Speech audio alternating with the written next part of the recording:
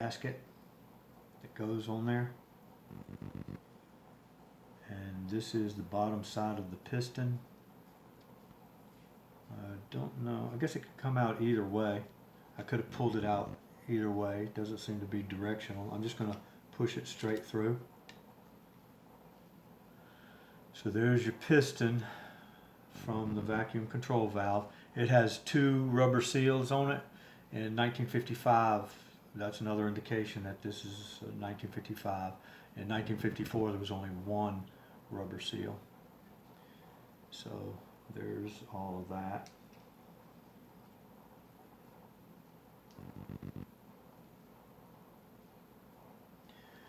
All right. So that completes the disassembly of the end plate. Set this all aside, and the next thing to do is to take apart the vacuum piston. Alright, so I had to jump outside for a minute and heat this up. To separate the vacuum piston from the vacuum piston shaft, you have to remove this nut. Well, to remove that nut, I had to lock it in a vise, lock this part in a vise using the flats on this nut to keep it all from rotating. Had to heat it up big time to break this nut loose. So that comes loose. Then the vacuum shaft comes out. There's a washer here.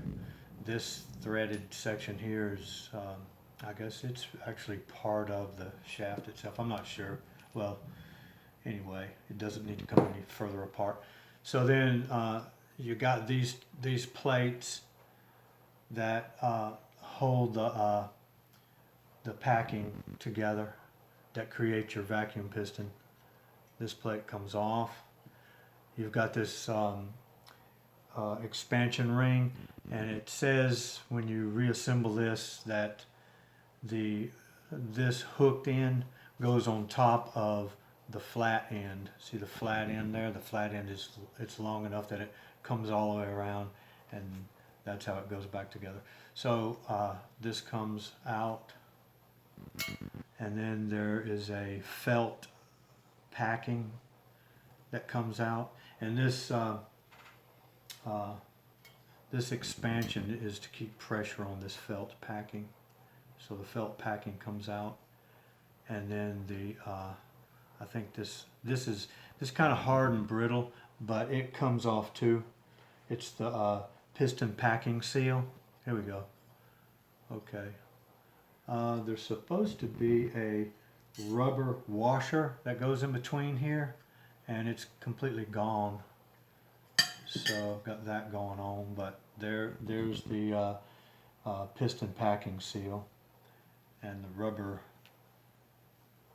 washer. I think that's what remains of it right there. But anyway, so now I'll get all this stuff cleaned up, and while I got it laid out, well, I'll clean it up and lay it out, and then I'll take my kit and I'll go through the pieces and components and replace the rubber seals and any other component that I've got in my kit. I'll just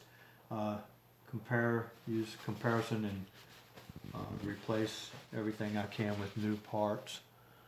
I may or may not do a video on the reassembly. Probably will. Maybe I will. But this this whole disassembly really is for reference and not to, I wouldn't use this as written in stone when it comes to taking yours apart if you do, because like I said, there's some things going on in here. This spring is not on the exploded view. The poppet doesn't seem to be on the exploded view. This rubber washer doesn't seem to be on the exploded view. And like I said, this thing's been taken apart before, so I'm assuming that it was put back together correctly, and I am going to follow the book when it comes to putting it back together, and we'll see what happens.